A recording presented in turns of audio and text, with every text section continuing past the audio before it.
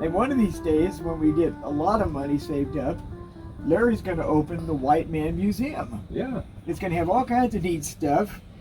We might do some archaeological digs in some local cemeteries. Yeah. Things like that. And well, just like the sweat last night. Shoes, you know, yeah. the lettering on the sweat rocks.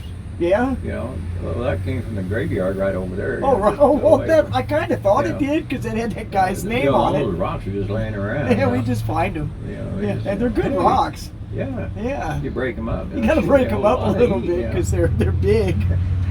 But I don't think they'll miss them. That's right. You know, if they're gone, nobody's going to know. That's right. They glow when they get hot too, and you can see the words really well.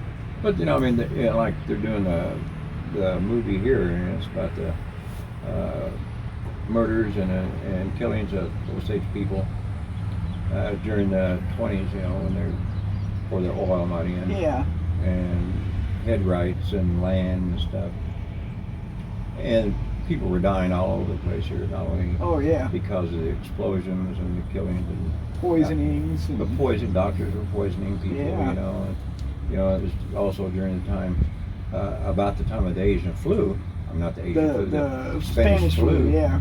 But at the same time, you know, they could be murdered, and they would say, "Oh, it's due to the flu." Got the flu, yeah. You know, and nobody would know any difference. You know? Yeah, so there's probably no real solid number of how many people were. Yeah, and there's some, you know, some big ranchers around here that, you know, act like they, you know, really worked hard to get where they are. You know, but really didn't. You know, stole Indian land and money, and you know, became wealthy because off of the death of people who really owned it. Yeah, or they cheated it out of them. Yeah. You know. Well, like the butchers in Kansas City. Yeah, the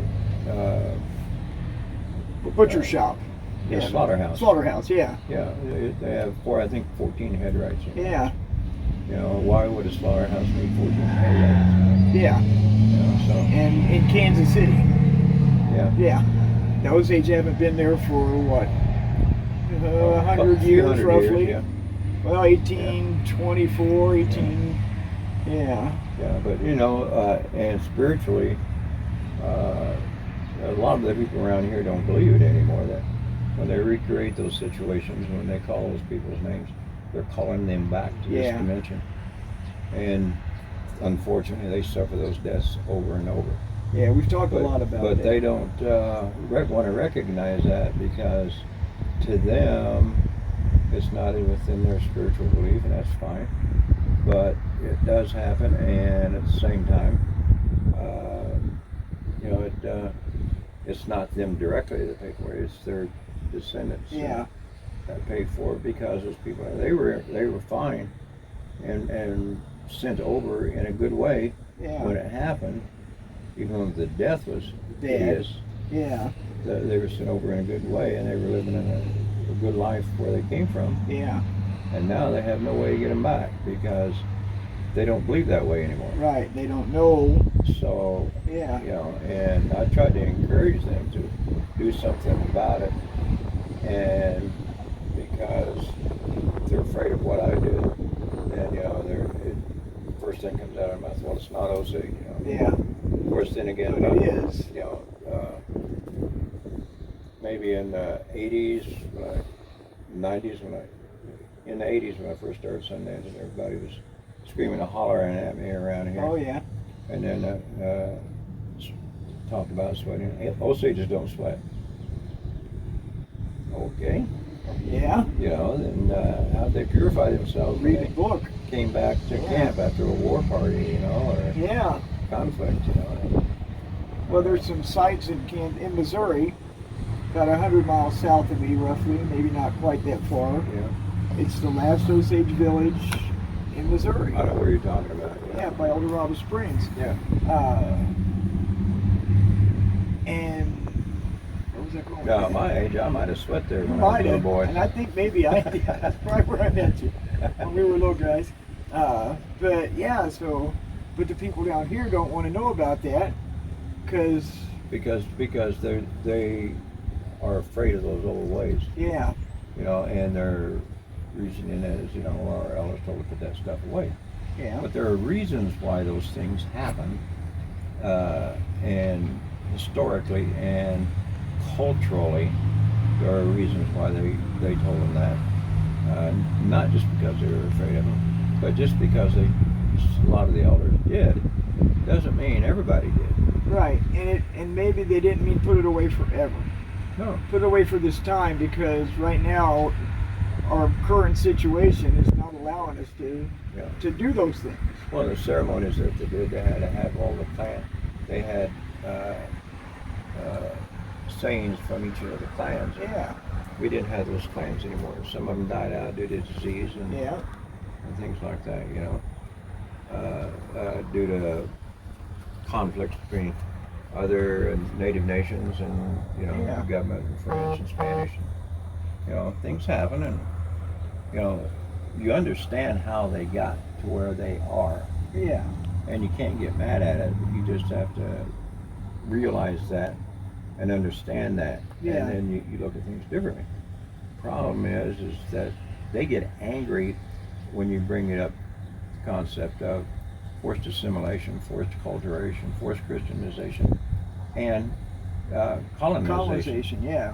You know, I'm always telling people, you know, decolonize your mind. Yeah. That doesn't mean we have to go back and live in the old ways. The way we did, because we can't. Well, yeah. There's. You know, I mean, I'm colonized to a degree. I've got a sacred Tahoe over here. Yeah. You know, but nonetheless, it's the values. It's your mental values that you have to remove that are Euro-Christian that hurt us. Yeah. Those concepts really do not benefit indigenous peoples. No. But everybody can make their own choice, and you have to respect that. Yeah. You know, you can't get angry at it. But down the line, they're going to be their children, their grandchildren. A lot of younger people are coming around. Are coming around and asking questions, and at the same time, we don't have an Osage history. I think we're one of the few native nations that doesn't have a history class about ourselves. Yeah. You know, because they have a language class. Because they were afraid of, the cultures before. Yeah. And they've been taught to be afraid of that. Well, and they're afraid of it because they don't understand it. You know. Well, yeah, but I mean, that's what they've been taught. Yeah. Whether it was in boarding school, whether it was BIA or denominational boarding school. Yeah. You know, my mother went to boarding school out here, and they wouldn't let the kids go home until that break came between the individual and the family. Yep. And then the kids thought, well, my parents don't love me because we're watching all these other kids go home and I can't go home. They're not coming to pick me up, but they wouldn't allow them to pick them up. And the kids didn't know that. But the kids weren't aware that they couldn't come and get them. And they were kind of put in a position to look down upon their parents, their grandparents, and culture and way of life. Well, yeah, they were taught, them people are ignorant, they don't know nothing, and we're educating you. And there are other aspects of it, goes way back in our history, that, people want to hang on to, and they say, well, we chose that. And the biggest sign of colonization is throughout the world, is when people who are saying that, or you know, are always saying, "Well, we chose We that." chose that. Well, and a good example. That's a good red flag. A good example is South Africa. Yeah. Because those people now are so colonized that they're trying to figure out how to live on their own now. They're trying to figure it out, but a lot of them are still stuck in that way of, oh, this is how it's got to be. Yeah. You know, 'cause there are some communities over there that are being able to uncolonize themselves. That's right. And live their traditional ways. Yeah. But here it's hard because you don't have the land base and the resources to do that, you know. And our country's set up differently. So. Well, I mean, when we moved here, this was our land to begin with. Yeah. And then we had to cede this land, you know, and then by Porch Tree. Yeah. And then Cherokees lived here, which was given to them. But when we were moved down here, we had to buy it from the Cherokees. Right. And the res that we were moved from. Right. In Kansas. And we talked about that. And when you buy something, you know, it's not a reservation. It's not land set aside by the government. You know, we own it. Yeah, you have. And So we talked about the title and deed. The only way you can steal from a body of people is break it down and individualize it. And that's what they did with the 1906 the allotment Act. Stuff, yeah. Not the General Allotment Act, but the 1906 Allotment Act for the Osages. Yeah. You know, and then that's what. But then we got some people say, "Oh, that's the greatest thing that ever happened to us." But they don't know the history. They don't know the things that took place in order for that to take place and the ramifications from it. Right. You know, George Manny Kenny was he was the head of the Department of the Interior. He made a speech to Congress, and he was telling them, you know, the way to civilize natives is we have to change their moral ways. You know, their value basing is to say I instead of we, yeah, me instead of us, and mine instead of ours. Right. And get rid of the community. That's right. Where everybody helps everybody. And for us, that's kind of what has happened. Yeah. To a large degree, because every time you turn around, everybody goes, "That's mine, that's mine, that's mine." Yeah. You know, and that's why I keep telling people, decolonize your mind, decolonize your mind. You know, that doesn't mean you have to give up what you believe or how you function. Well, yeah, you don't got to sell your house and live in the woods. Think differently. Yeah, you look at the world differently. Well, you deal with the government differently. Yeah. You know, because you're thinking more in terms of native group terms rather than individual concepts that the white government wants. I've had that discussion with some of my board members. I'm on the board in my city back home, you know. Got tricked into it. I told them, you know, you guys look at this in the wrong way. That's called forced acculturation. It is, I know. They forced me to do it. But I told them, you know, you're looking at this the wrong way. This is a community. Instead of it's my everything, yeah. It's a community, and we need all to work together. Absolutely. So it's better for everyone, and it's not just better for Elmer Fudd over here. It's better for everyone. Yeah. It's real hard to get people to do that, you know. I agree. And being the only native person in my city makes it even harder, you know. I agree. Yeah. Because they don't have that.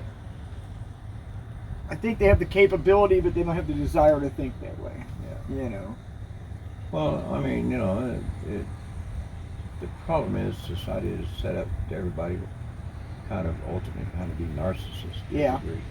Yeah. You know, because you work for yourself, you work for everything, yeah. And that's fine. Well, yeah. I'm not going to disagree with that. You know. Well, yeah, you work and get stuff. But you know, it's like, you know, it's mine, it's mine, it's mine. Well, that's not to say that there aren't people out there that have stuff that help other people. That's right. But the numbers are few. Small. You know, compared to the population of the world. I try to explain to them about giveaway, why people do that. And it's hard to make them comprehend that. You know, well, you give all your stuff away? Well, some people have. Well, you it's know? like it's like in the some of the books that when they talk about native ceremonies, they call the leaders or people in position priests. Yeah. We have no priests. Right. We never had priests. No. But and then as soon as you say priest, you're envisioning the concept and understanding of a Euro-Christian white priest. I mean, it could be Spanish, could be Mexican, but the concept of what the priests are supposed to do, right? How they should conduct themselves, and they would say, well, they bought that position, and it's not a matter of buying the position; it's a matter of you give this stuff away to acknowledge the importance of it and to give thanks for being put in that position. It's not, I'm buying that. No, you're giving it away as a sign of respect. A sign of respect to all those other people who helped you. Yeah. Yeah. So and so it's hard. Like Francis LaFleche, he did a lot of studying while I was here and documenting and everything. And people want to interpret those, but they're using white Euro-Christian concepts to understand a concept that's foreign to them. They can't understand because they have no understanding of those traditional values. Well, where you give stuff away to, no one went hungry, no one was without help. That's right. Everybody got food, whether you could hunt or fish or not. If you were hurt or injured, somebody took care of you. Yeah. If you were old, they took care of you. It's an entirely different culture, and getting people to understand that's really... Yeah, and multi-generational housing, homes were, always in play. Yeah. And America acts like, now they have multi-generational house, families, oh my God, what are we going to do? It's like, that's the way, indigenous peoples have always been. Well, yeah, you had, your extended family was close. Yeah. If not in the same spot. And your clan, Yeah. So you always had lots of grandmas and grandpas and aunts and uncles. Never had an orphan. Never, yeah. And no one warehoused their old people. Or put them out on an ice floe. Hey, you're old, see you later. No, we're done. I'm tired of taking care of you. We're leaving you behind. And there was some TV show it was on at home.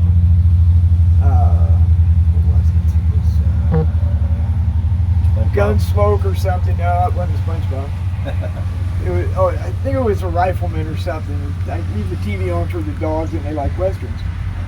They like the horses, I think. But there's this white guy who the Apache or somebody took in, and the camp was moving, and he's like the last guy, trailing him. And he comes across this old woman, and she's laying there on the ground, and he's like, "What happened?" "Oh, well, I'm old and they left me here." And he says, "Oh, no, that ain't right," because he embraced the right way to do things. The white savior, yeah. Well, the white savior, yeah, but that didn't happen. No. People didn't leave old people out on the prairie to die. Unless they didn't like them or something, maybe. Yeah, well, situations, circumstances change all the time, so yeah, we can't say for a fact that never happened. Well, it might have, yeah. But that wasn't the way the culture was designed. Yeah, it wasn't common practice. Yeah. So the white savior thing, I like it. Like the Sitting Bull movie we watched. Yeah. Oh my God, that was hard. It was hard to watch. But somebody made some money. Well, and that was the whole point of the That movie. was the point. Yeah, made some money. And I think the main female character, she did a great job of it. She was a good actress. But Jessica Chastain, she's a great actress. But I don't know who the cultural advisors were, or if they had them, anything, or if they went according to a book. I don't ever recall hearing a book name. She walks ahead. Yeah. The reason traditionally, like the man always walked first, and the woman walked second. Is when you're walking through the brush and stuff, and the Well, grass. that's to protect them. Yeah, but it's always the first person that wakes up the rattlesnake Yeah. to bite the second one. Well, it's like when you're in the woods. You know, You don't got to be faster than the bear. just the person You next got to to be you. faster than the guy with you. Yeah. Terry, remember that when we're in the woods. You got that one right. The bear is going to eat you. Yes, yes. I want to eat a whole lot more garlic, see if that works. Yeah, probably not. Oh, darn it. It would just be flavoring. Darn it. Get some of them bear bells so we can find you later. Ah. Well, I guess we'll wrap it up. It's an interesting time talking to you. We have so much fun. And then we'll see you next Wednesday after this Wednesday, or whatever Wednesday it's going to be, because I don't know. I lose track of all these Wednesdays. So. I do too. Yeah. They just, I don't You even know know, what day it is. COVID, you just live, you know, sitting around doing, well, of course I did stuff, but, you know, and then you do research and things, but you lose days. You do. I always wound up losing a day. You know, what day is this? Because I'm not going out to work. I'm not, Yeah. you know, I'm just here. Well, and it's Yeah. gotten worse since I quit watching my grandkids. Yeah. Because I knew what days I had to be there. I Because might of- not of know if it school was days, Tuesday or yeah. Wednesday, but I knew that Monday and Friday I had to be there for those days. Yeah. But now I don't, so I'm like, what day is it? Yeah. Yeah. But So- I'm old and retired, so who cares? So as they say in the movies, happy trails to you till we meet. No, it wasn't. That's a TV show, wasn't it? That was Roy Rogers. Yeah. Happy trails to you. And Dale and them, you know, they lived up in Apple Valley, California. Yeah. And at one time she was this group, and I better not tell them because they might get sued. They're dead. But anyway, that group of ladies wanted their football team was called Apple Valley Sun Devils. Yeah. They just hated that name. Oh, the because- Sun Devils. And so the ladies of the community decided to come back and call them Happy Apples. Happy apples. Football team wasn't going to play at that. He played under the name Happy Apples. Yeah. Happy apples. Well, down here, you know, in Indian country, happy apples has a whole different meaning. That's right. Means you're red on the outside, but white on the inside. At least you're happy though. Well, I've got You comments know. about the reservation, and they call this a reservation. It's not a reservation. It's our national homelands, you know. And they got big signs coming in. You know, Oh yeah. saying, you know, it's Welcome to Osage Reservation. And Yeah. I want to put underneath it, yeah. You know, or apple orchards, you know. The Osage apple orchard. Well, you know, paint's cheap, and I got to go buy that sign on the way out. So, you know. Yeah, we talked about that there a few times, man. We were going to go out there and paint that. Well, it won't be my fault then. Hey, I don't know what happened. But You know, I'm the kind of guy that'll I'll after wait I. till the statute of limitation runs out on my other stuff. Yeah, well, yeah, we don't get in trouble. I'm the kind of guy that after I paint the sign, I'll get about 20 miles down the road and call the cops. Hey, somebody's painting that sign. Try to get it on the news, you know. All right, or is that good? All right, well, we'll see you next time. From Pawhuska, Oklahoma, it's the Oh, amazing sure. Larry Sellers. She could tell we they coming soon.